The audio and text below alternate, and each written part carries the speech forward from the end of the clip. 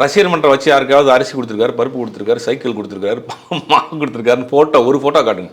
அஜித்துடைய very beginning ஸ்டேஜிலேருந்து சொல்கிறேன், அமராவதியிலேருந்து சொல்கிறேன். எந்த மன்றம் வச்சுருந்தாரு, மன்ற சார்பாக யாருக்காவது உதவி செஞ்சது வெளியில் தெரிஞ்சிருக்குமா? ஒரு ஃபோட்டோ காட்டுங்க பார்ப்போம். அஜித்தை பொறுத்த வரைக்கும் மன்றம் அந்த காலத்தில் வைக்க வேண்டிய எல்லாரும் வைக்கிறாங்கிற ஒரு சூழ்நிலையை வச்சுட்டாரு. அதுக்கு மன்றத்தினுடைய ஆக்டிவிட்டிஸ் பெருசாக இருக்காது. மன்றத்தினுடைய ஆக்டிவிட்டிஸ் அவருடைய வேலையை அவர் மட்டும் பார்த்துட்டார். இப்போ என்ன சொல்கிறாரு, இப்போயும் லைம் லைட்டில் இருக்காரு. இப்போ தான் லைம் லைட்டினுடைய உச்சத்தில் இருக்கிறார். இப்போ அஜித் சொன்னால் அதை கேட்கக்கூடிய ஒரு கூட்டம் இருக்குது. அந்த கூட்டத்துக்கு ஒரு அட்வைஸ் பண்ணுறாரு. இதை நம்ம பாராட்டணும், இதுக்கெல்லாம் பாராட்டணும் சென்றாங்கிற மாதிரி இது குறை கண்டுபிடிக்கக்கூடாது.